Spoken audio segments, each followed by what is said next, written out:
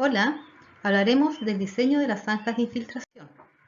Las zanjas de infiltración son obras de conservación de aguas y suelos y corresponden a canales sin desnivel construidos sobre las laderas, teniendo como objetivo capturar el agua generada por la lluvia, la que escurre superficialmente, manteniéndola más tiempo en el suelo, permitiendo que ésta pueda infiltrar y a la larga recargar los acuíferos.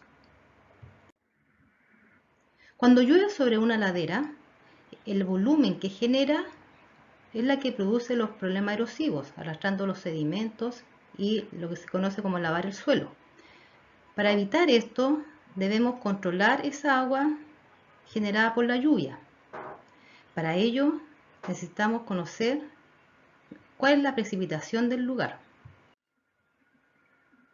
Entonces, cuando hablamos de diseño hidrológico de las zanjas de infiltración, nuestro principal objetivo va a ser retener esos volúmenes de agua generados por las lluvias.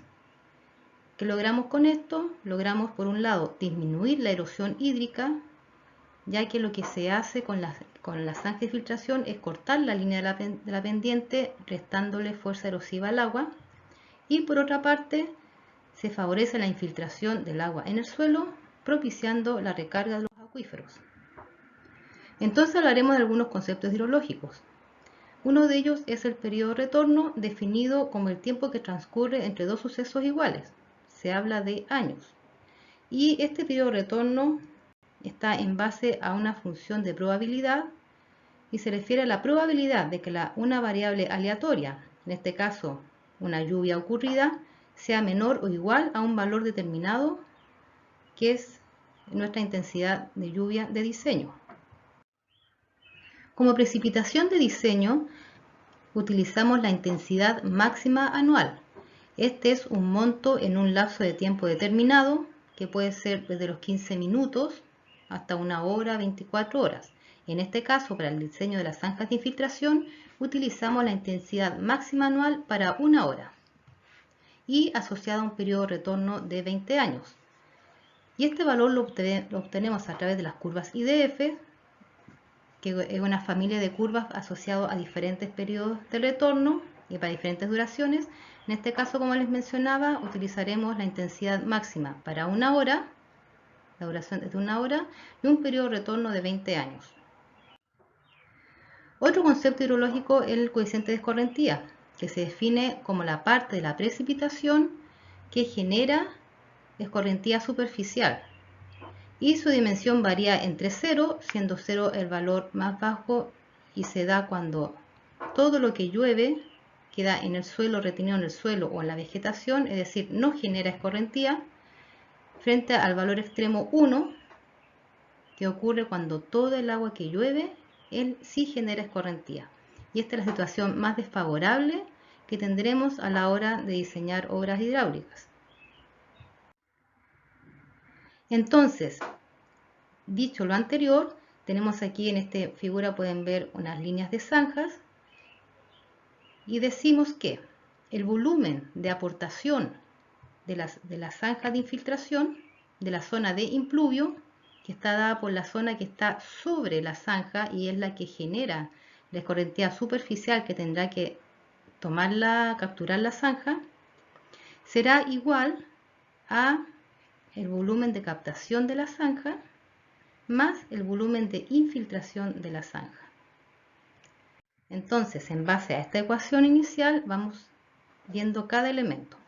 En primer lugar, el volumen de aportación de la zona de impluvio, que se da en metros cúbicos, será igual a, en primer lugar, la intensidad máxima en 1 hora, que es la que obtenemos de las curvas intensidad, duración, frecuencia, multiplicado por el área de impluvio, dado en este caso por el distanciamiento horizontal entre líneas de zanjas por el largo de ellas, y multiplicado por el coeficiente de escorrentía. El coeficiente de escorrentía varía entre 0 y 1. Si consideramos el valor 1, que es la situación más desfavorable, probablemente sea exagerado y nos dé dimensiones de obras muy grandes. Entonces lo que se recomienda, y de acuerdo al tipo de suelo que recibe la lluvia, es utilizar un valor entre el 0,8, 0,85 o 0,9. El segundo elemento, que es el volumen de captación de las zanjas, este va a depender de la forma de la zanja. Si tenemos una sección rectangular, dado por una base y por una altura, el volumen dado de la zanja va a ser base por altura multiplicado por el largo de la zanja. Esto es en metros.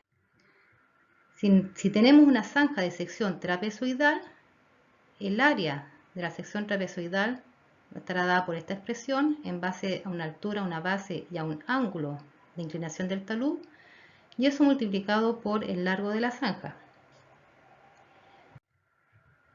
Finalmente, el volumen de infiltración de la zanja estará dado por la base de la zanja, que es donde ocurrirá el fenómeno de infiltración, multiplicado por la velocidad de infiltración de la zanja, se ocupa en valor en metro. Si bien la velocidad es una distancia en función de una unidad de tiempo, en este caso se considera que todo el sistema ocurre en una hora.